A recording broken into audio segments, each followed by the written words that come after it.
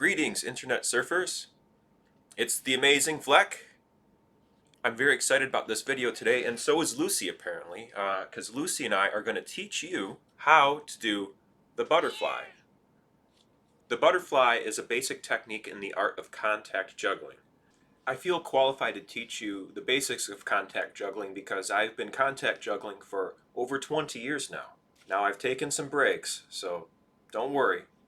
That's a bad joke. Contact juggling is juggling while you remain in contact with the object you're juggling. Lucy, can you demonstrate the art of contact juggling for the internet to see? She's really good at it, she's just nervous right now. Well, before we get started with the tutorial, the first thing I have to bring up, as always, is safety. Be aware of your surroundings. Be aware of precious living things that you love. Be aware of breakable things such as flat screen televisions, computer monitors, cell phones, windows, glass tables, glass people, fragile things in general. We want to make sure that we are aware of what could be around us in case we make an error with our practice here today. Now that we have your safety in consideration and have that element of the practice out of the way, now the next step is my safety. If you are practicing anything you learn here on my channel and any of my tutorial series, please do so at your own risk, and please be careful about protecting yourselves and your environment when practicing any of these things. If an unfortunate mistake happens and results in some sort of bodily injury or injuring some sort of property of yours, I urge you to take responsibility for your own actions and do not blame some guy on the internet. I'm trying to help you learn how to do new things. I don't want you to hurt yourself or anything that you care about. So please be careful. When practicing contact juggling with acrylic balls, it's a good idea to make sure that you're practicing with a soft surface. So perhaps on carpet, on a bed, on a blanket, or someplace where if the ball hits the ground, it's not going to get scratched up so easily. Now these things might be virtually indestructible, but they do have a tendency to scratch if they hit rocks, concrete, cement, asphalt. Playing with an acrylic ball outside can be a lot of fun, except for the sun and for the ground. So those are two things you want to pay attention to. The sun's rays can go through and be concentrated into a fixed point and burn whatever that point runs into. So it operates like a magnifying glass in the sun. So keep it out of the sunlight, and you want to make sure that if you're practicing, say, on grass or mud, if mud gets on this, you can wipe it right off, but keep in mind that mud will act like an abrasive agent and scratch your acrylic ball. So just keep that in mind if you're planning on practicing outside. Make sure you stay in some shade out of direct sunlight, and be aware of your surroundings and the ground. Now that we have our safety and our disclaimers out of the way, let's get started with selecting a ball. Now contact juggling is amazing because you can do this art form with anything round, essentially anything round. So let me start by showing you which balls to probably not use when you first start. Here I have a couple of stone spheres. I believe this is, what is this? It was gifted to me by my older brother Donald. So thank you very much for this sphere here, Don. And it works. You can contact juggle it. However, I do not enjoy contact juggling this ball because of a couple reasons. One, it's made of stone. If it was to fall on a hard surface, it could potentially chip or break or cleave in several pieces. And I don't want to do that because I like this, and I want to keep it the way it is, in a good shape, spherical shape. So we'll set this aside. This is another stone sphere that my brother gave me, the same brother. And what I like about it, ooh, look at that. You see that? It's got that shine in it. I thought at first when I got this ball, it was just a round black ball. But when I put it on my shelf one night, it was staring at me in the light. And it kind of freaked me out. And then I picked it up and discovered it's got that little surface there. But yes, you can contact juggle this as well. It's just made of stone. It's a little heavy, which kind of helps. A little bit of weight is good for feeling that ball move in the air. But it's not the best thing for contact juggling.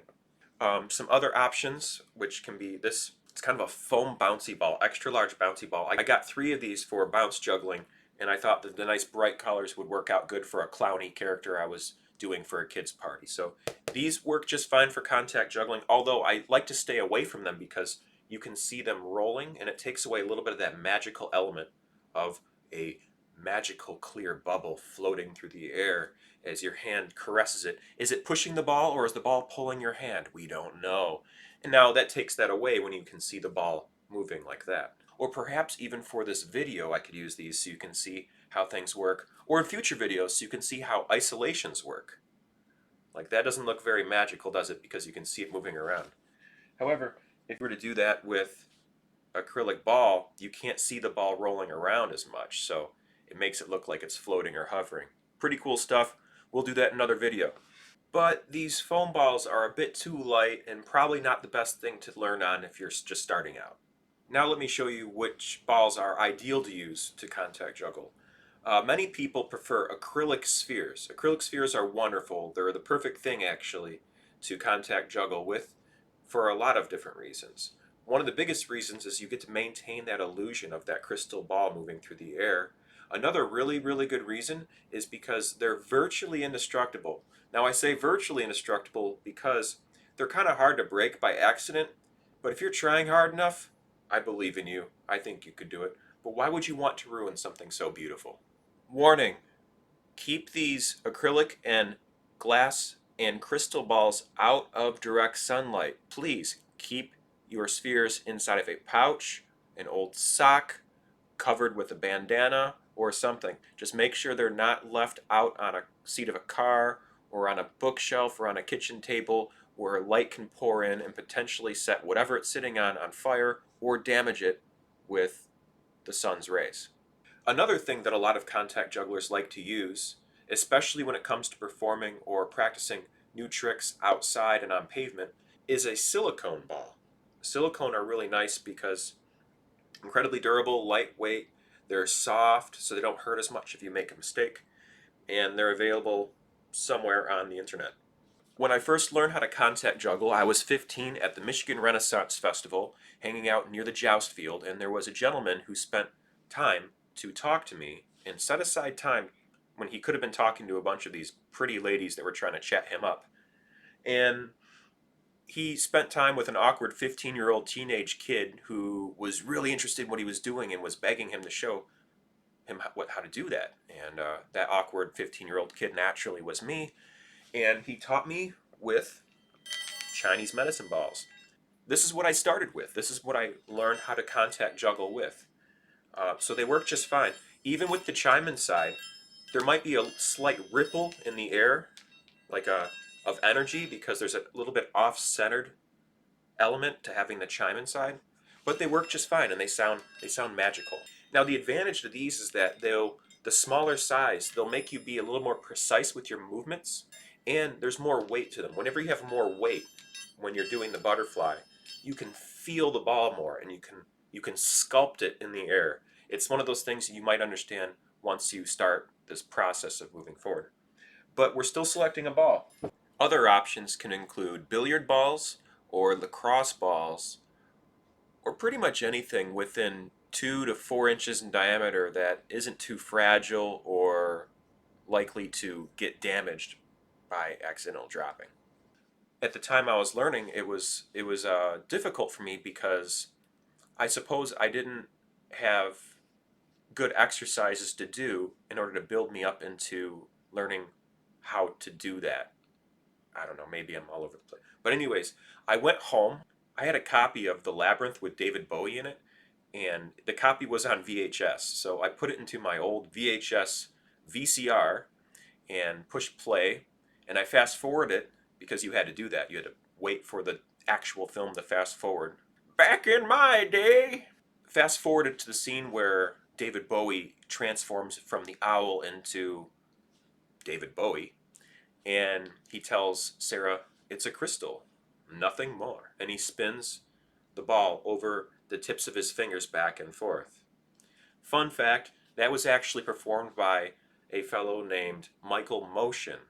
And Michael Motion's Art of Contact Juggling was featured in that film in several different scenes.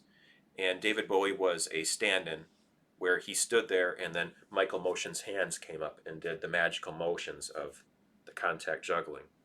Apparently, Michael Motion tried to teach David Bowie how to contact juggle, and I think David Bowie had a grasp on it, but he wasn't able to do it proficiently enough to maintain that level of confidence that Jareth had in the movie. Well, back to the practice, I had nothing really to work with except for some Chinese medicine balls, but I didn't want to break them. I was concerned about messing up the chime. So I went into my kitchen and got an orange. And I had a lot of trouble. I had a lot of trouble learning how to do it. Right now I'm doing it fine with an orange, but an orange is off-centered. It has pips. It has a strange surface. Uh, Sometimes they're not perfectly round, so they're not the best to learn with. Plus, I ended up bruising the orange. It was bouncing all over the place, and it got hit up, and I can't remember if I still ate it or not, but the point is an orange isn't your best option, but that's what I was playing around with. After a couple weeks, I finally managed to learn how to do the butterfly on my own, and I was using the Chinese medicine balls on a bed. Lucy, I'm telling them to be safe, and now you're walking around, and I'm setting a bad example for the internet. She's adorable. I love you. Years and years after I learned how to contact juggle at the Michigan Renaissance Festival, I started working at the Crystal Sticks booth where we taught people how to play with crystal sticks, otherwise known as devil sticks or flower sticks. You have two hand sticks and a baton with two weights on them, and I was teaching people how to do that. And then after a couple years of doing that, I managed to get a job contact juggling in the lanes and collecting tips at the Michigan Renaissance Festival. And after a couple of years of doing that, people started asking me, "Hey, where can I buy those crystal balls, and how can I learn how to do what you're doing?" And eventually, I started having them available for sale at the Michigan Renaissance Festival, and I made a couple of DVDs that taught people how to contact juggle. Now, the first DVD was very embarrassing. It would teach you how to contact juggle, but the video production quality was horrible. It was very, very bad. Every time I watch it, I can't watch it for very long. I just cringe. And then I made a newer one with my friend Nick Parrott not too long ago. Hey Nick, hopefully you're watching. And he helped me produce a really nice one. One that's probably better quality than what we're working with. We went into a studio, and that's a very, very good DVD. I have that one available for sale. And I also have 5 different sizes of spheres available for sale as well. I have extra small, small, medium, large, and extra large. And the prices are very easy: 10, 20, 30, 40, and 50. My extra small sphere is a 2-inch glass sphere, which, as I said earlier, is not the best thing to use as it could potentially break or fall. But it's kind of like a 2-inch marble, and that's this one right here. That's for $10. The rest of them are all made of acrylic. So the extra small is glass. The small one is 2 3/4 of an inch, and that one is for $20. The medium is my favorite size, is 3 inches in diameter and goes for $30. The large one is 3.5 inches in diameter and goes for $40. And the big one, the extra large, is 4 inches in diameter and goes for $50. All my spheres and my instructional DVD can be purchased if you send an inquiry to theamazingflec@gmail.com. Alright, so what do you say we just get started and I start showing you how to contact juggle and how to do the butterfly? Now, I'll tell you, I can't teach you how to contact juggle, but I can teach you how to teach yourself how to contact juggle. So in this tutorial, I'll give you a number of different exercises that would benefit you if you actually spent the time to do them before moving on to the next exercise. And it'll get you in a position where you'll be able to start butterflying in next to no time at all, as long as you really pay attention to what you're doing and you pause this video whenever necessary. I think I will use this blue lapis. This is lapis. I remember now. I think I'll use this blue lapis ball because I think you can see it rolling around a lot easier in the camera. There it is, right there. So when we're doing the butterfly, it's important to remember what exactly is happening. First, I'll show you the butterfly, and then we'll review various steps on how to make it easier on you to execute it yourself. We have the ball on the back of the hand and the arm in front of us, more or less just right in front of us. I like to put the ball somewhere close to my opposite armpit to start, and then we move our hand back as if we lost in arm wrestling. The ball rolls between the two peace sign fingers, and onto the other side of the hand. I was about to say into the palm of the hand, but we want to avoid rolling into the palm of the hand while we learn. And then we want to come back from here back to this side over here. So it rolls between the fingers and we catch it on the back of the hand.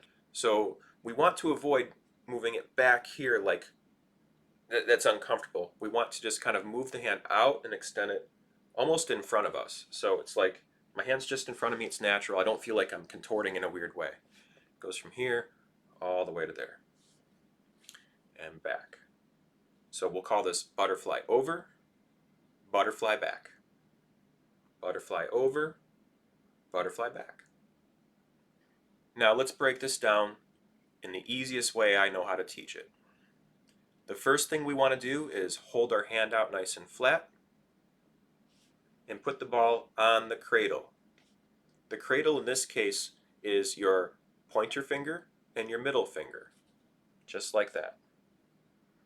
And we want to make sure that we're putting it in front of these two knuckles and behind these two knuckles, right about there. We want to avoid having it going all the way up on the back of the hand because there's not as much stability there. We ideally want it right between those two fingers at the base of the knuckles, just like that. And that's the first step, is being able to hold it on the back of your hand without too much shaking. It might take a little bit of practice. We don't want to hold it like this, and we don't want to hold it too low. We want to hold it so it's nice and flat. Make sure that we have a straight arm. Let me show you my arm. And if you can, bonus points if you lift up that pinky. It's good. It's good form. Makes the whole technique look a lot cleaner than if you're doing it like this. It looks a little more sloppy if you do it that way. But if you can raise up that pinky, it looks a lot nicer for some reason. Okay, so if you can hold that still, nice and easy on the back of the hand, that's the first step. It's that easy. Now the second step, you want to take your hand, and I like to hold the ball a little closer to my body when doing this part, and take your hand and put it underneath right where the two fingers open up. And the point of this part right here, I'm going to bring it up closer to you so you can see it. You want to roll the ball close to the tips of the fingers. Whoa, careful. And then back. The reason we have this hand here is because most of the time it's going to, very often I mean, it rolls right off between the two fingers. So we want to avoid that. We want to roll it all the way out to as close to the tips as we can, and then roll it back. All the way out as close as you can, and then roll it back. And it's okay if it rolls all the way over and it falls. Just make sure that you pay attention to where it falls. And then go all the way up to that point, but just a little bit before it so it doesn't fall off next time you do it. I like to call this part exploring the back of the hand, and that's what we're doing. We're exploring the cartography, the back of the two fingers, and just getting used to that sensation of the ball rolling up and down the back of those two fingers on the back of the hand. Before I get further, I'd like to bring up that there's a number of contact jugglers that insist on using a three-finger cradle, where the ball rests between the pointer finger and the ring finger with the middle finger down low. If you're comfortable doing that, go right ahead. But I have some personal criticisms against doing the three-finger cradle. And the largest criticism I have is that the middle finger kind of gets in the way of your technique. Meaning, when you are rolling the ball between the three fingers like this, you'll notice that inevitably the ball wants to roll between these two fingers or this finger. This middle finger is extra long and it gets in the way, and it has to go one way or the other. So it'll kind of roll one way or the other, and you'll have to pick one or the other, or just deal with it whichever way it happens to go, and you have to just adapt as you go along. The reason I show people the two-finger cradle is because I think there's more value in getting used to that one pathway you can always count on. You can always count on the ball rolling in that one pathway. And yes, you can also learn the other pathway too. You can learn that later down the line. So you can do between the middle finger and the ring finger right here. It rolls a little differently and it has a different effect, and people can see it in a different way. It's a little more visible for the audience, but it's not as comfortable for the performer, in my opinion, or at least in my case it's not. The reason I like this two-finger cradle, once again, is you can see if I'm going on a profile view of doing this, you'll notice, you see how this is flat right here? My hand is in front of me nice and natural. And when I'm doing that butterfly, it goes over nice and natural. Now if I'm doing the butterfly here, I kind of have to contort my hand in a way where this horizon here is flat. If I do it like this, the ball wants to roll in a weird way and I have to, I don't think I can really do that. Yeah, I have to like kind of fold it in a strange way in order to make it happen. And I don't think it looks as nice. So the two-finger cradle is a better way to learn when you're first starting, in my humble opinion, because you'll learn that one pathway you can always count on. The three-finger cradle is a little too much uncertainty for the beginner, so I think it's better to learn each pathway one at a time. You can even use the pinky and the ring finger one here, and this one's kind of strange. You really have to twist in a weird way in order to get that, and I hardly ever use that for performances. It's mostly just for demonstration on you can learn these different pathways. Once you learn the principle and you get used to how the butterfly functions between various fingers. So back to the two-finger cradle. We'll focus on the two-finger cradle for the sake of the rest of this tutorial. I know, Lucy, we're doing the two-finger cradle. Lucy prefers the three-finger cradle, or in her case, the three-paw cradle, or the three-toe bean cradle. Okay, she doesn't contact juggle, but I love her anyway. Alright, so we'll spend a little more time exploring the back of the hand, just like so, nice and easy. And then when you think you've practiced this enough, I recommend that you watch an episode of your favorite cartoon, put the ball in the back of your hand, and keep doing it. Because very often people want to skip past this particular exercise for some reason. They just don't want to do it. I think probably because it's not as exciting as doing this. But there's a lot of value in rolling this ball on the back of your peace sign fingers. By rolling this ball on the back of your hand, you're getting used to the sensation of the ball being on the back of the hand. I'm willing to bet that many of you out there have not rolled something on the back of your hand. I know we say, I know that like the back of my hand, but how well do you really know the back of your hand? Well, right now you're going to learn the back of your hand a lot better by rolling the ball on the back of your hand between the index finger and the middle finger. This exercise, I believe, is so important for learning the art of contact juggling. Once you map out that territory, you're becoming more familiar with a foreign feeling. You're turning a foreign feeling into a familiar feeling. And once it becomes familiar, you're not going to be all that surprised when you catch it on the back of your hand, because you're dealing with sensations that you become accustomed to. So that was step 2, exploring the back of the hand. The next step I like to go over with is exploring space. You hold the ball on the back of the cradle, and then what you want to do is slowly move it up a little bit and then lower it a little bit. Now, if that was easy enough, you want to challenge yourself and go at your own pace. You want to raise it a little bit higher and then lower it a little bit faster and a little bit lower. Now, each time you do that, you want to move up and down a little bit faster and a little bit further. But don't rush it. Don't rush it. Go nice and slow. Start very small, just up and down. And eventually, we want to work into a situation where we can bring it up fairly high and bring our hand down to a near free fall speed. So we want to bring our hand down a little bit faster than the ball wants to fall naturally on its own. What you're doing here is you're teaching yourself how to catch the ball on the back of your hand without dropping it so much. Because what I found is when I'm teaching people how to contact juggle in regular life, whenever someone drops it, a little bit of their confidence gets chipped away each time. And most people, they either give up after 5 minutes or after dropping it twice, whatever happens first. There's something called the 6th minute principle that was communicated to me at a young age when I purchased my first contact juggling DVD by David Pennington. Hello, David Pennington. If you're watching, please like and subscribe. So David Pennington talked about the 6th minute principle, which means If it takes you 6 minutes to learn something, most people give up in 5 minutes. Therefore, go the extra minute, go the extra mile. Don't give up. Keep trying. Sometimes all it takes for a breakthrough is just another couple seconds or another minute or so of practicing something. So here, I'm here to cheer you on. Up and then down. We're learning how to catch the ball in the back of our hand, but going in slow increments, starting small and working our way into higher up and down motions like that. Okay, now the step after this, what we want to do is go up and down again, but we're going to allow the ball to roll up a little bit and then back down. Now what this is going to show us is how to release and accept on the back of the hand a little bit easier. Right, Lucy? Oh dear. You're going to make this tutorial a little bit more difficult to film if you keep jumping up on me like that. Here, can you sit over here? Off to the side? Can you lie down? All right, we're back. So a quick review of everything. Step 1,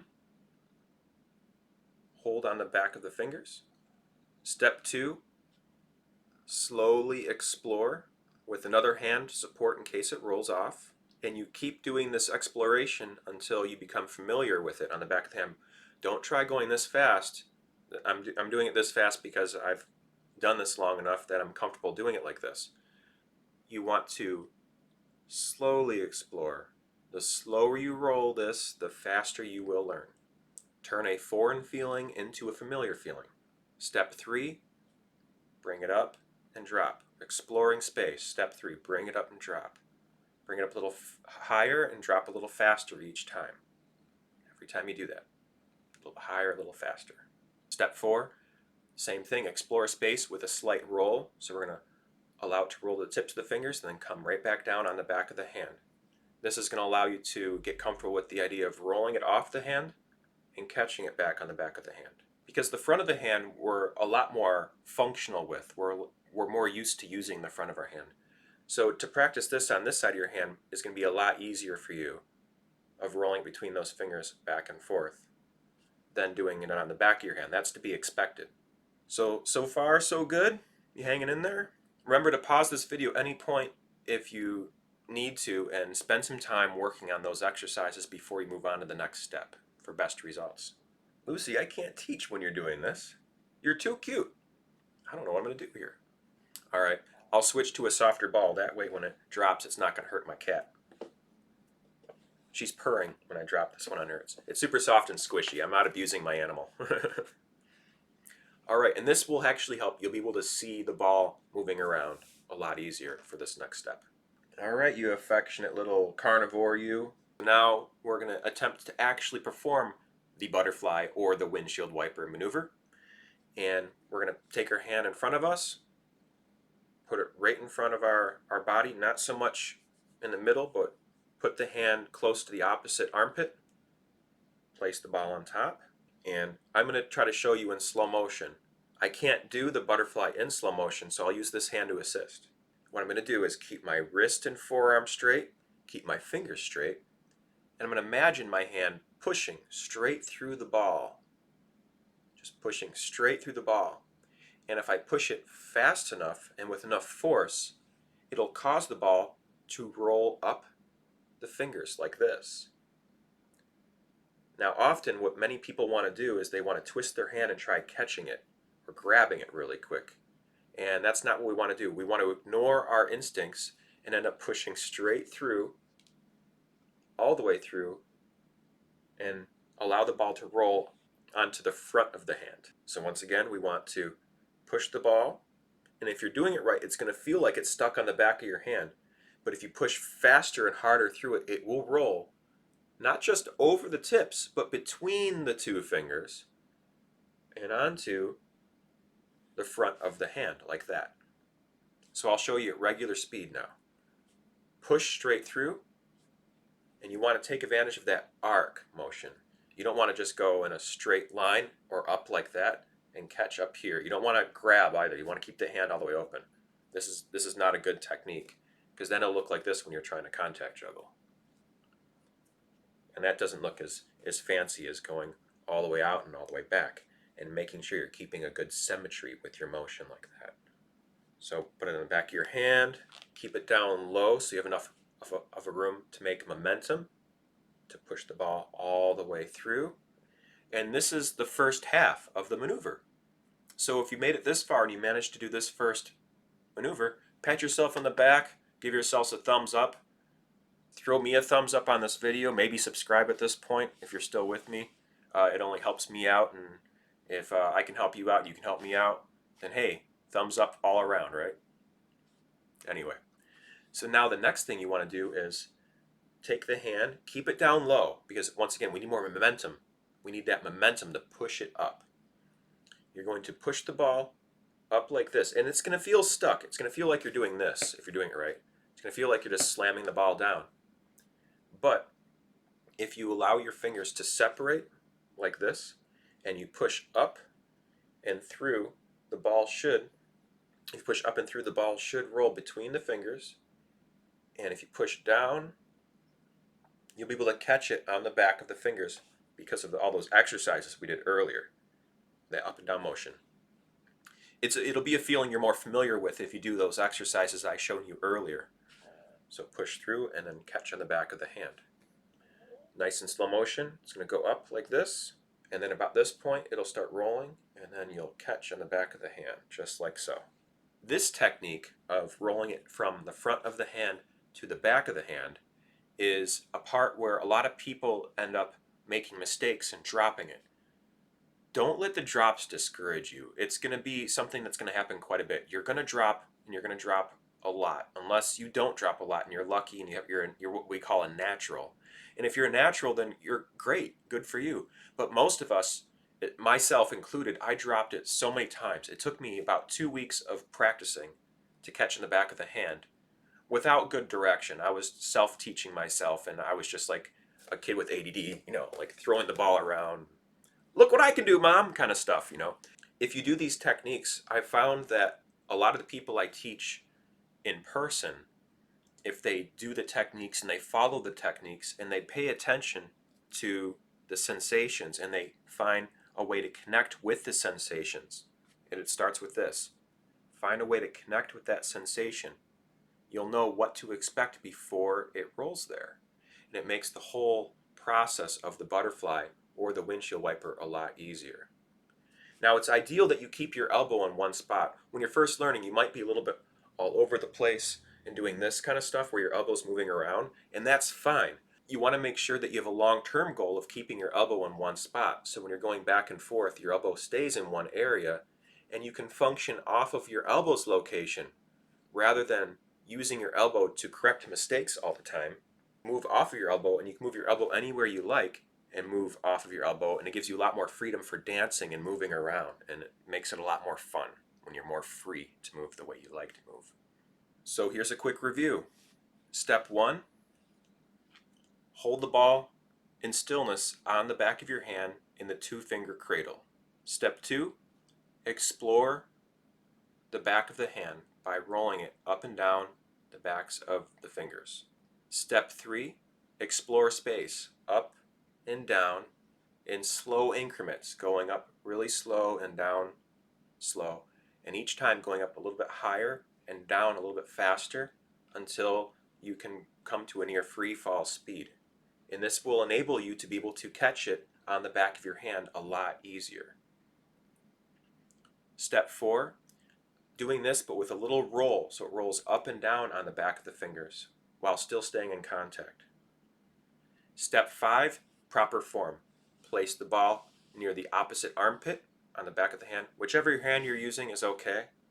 I'm actually left-handed, but I'm using my right hand for the sake of this because I learned first with my right hand.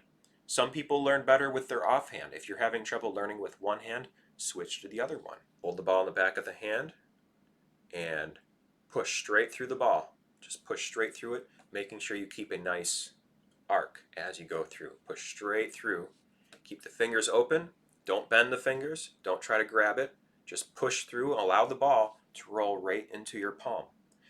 If it's not rolling into your palm and it's stuck like this, chances are you're not pushing up, over, and out fast enough and with enough force. If you push with enough force, you'll find the ball rolls right between your hand. It does the work for you. So push through the ball. And then when you make it that far, give yourself a little time to get over your excitement, because if you get too excited or frustrated in your practice, you will find that it's more difficult to move forward with learning new things. So keep yourself calm, take a deep breath and relax, and try to come back. Push straight through and then catch on the back of the hand. So if you can butterfly out one time, and if you can butterfly back one time, congratulations, you have successfully learned how to butterfly. Now, what you need to do is spend time practicing that back and forward motion. Try to find ways to perfect the motions and learn how to explore your range of motion. See how far out you can take it. How up and down can you go?